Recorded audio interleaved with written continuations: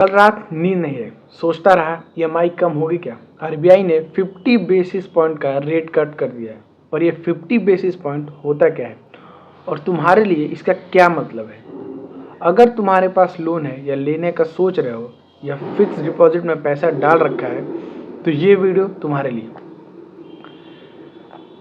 सबसे पहले बात करते हैं आरबीआई ने क्यों काटे रेट।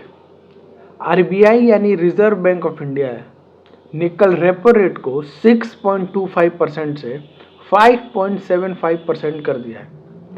इससे पहले इतना बड़ा रेट कट तब हुआ था जब कोविड के टाइम इकोनॉमी ठप पड़ गई थी, पर अब इन्फ्लेशन कम हो गई है, सिर्फ 2.82%। और इकोनॉमी को बूस्ट देना है, लोगों को खर्च करने के लिए इंकरेज करना है, तो आरबीआई ने बोला है चलो पैसे को सस्ता बनाते हैं। अब बात करते हैं रेपो रेट होता क्या है। रेपो रेट सिंपल भाषा में वो रेट है जिसमें आरबीआई बैंक्स को पैसा उधार देता है।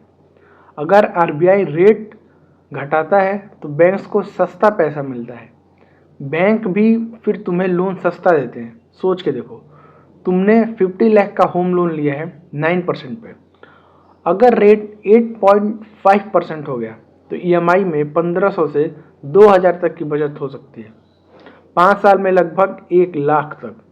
इसलिए ये 0.50% का रेट कट छोटा नहीं होता। रेट कट का सबसे पहला इम्पैक्ट होता है लोन्स पे, जैसे कि होम लोन्स ईएमआई कम हो जाती है, कार लोन पर्सनल लोन सस्ते हो जाते हैं, बिजनेस लोन नए स्टार्टअप को हेल्प पर है ना।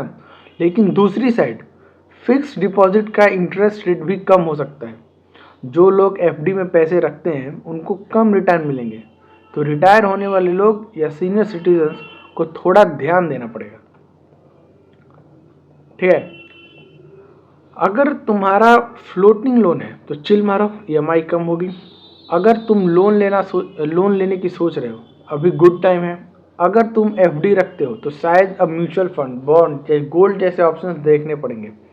और अगर तुम एक बिजनेस ओनर हो तो ये तुम्हारा टाइम है एक्सपेंड करने का, क्योंकि सस्ता पैसा ग्रोथ के चांसेस ज़्यादा है। ये रेट कट एक सिग्नल है, आरबीआई चाहता है कि इकोनॉमी चले, लोग इन्वेस्ट करें, खर्चे करें। तुम्हारे लिए ये वक्त है स्मार्ट डिसीजन लेने का। ऐसे ही फाइनेंस और इकोनॉमी को सिंपल ब्रेकडाउन के लिए लाइक करो, शेयर करो और सब्सक्राइब करो ट्रेंडिंग वर्ल्ड को। और हाँ, कमेंट्स में बताओ तुम्हें क्या लगता है, क्या ईएमआई कम होगी। तब तक के लिए जय हिंद, जय भारत।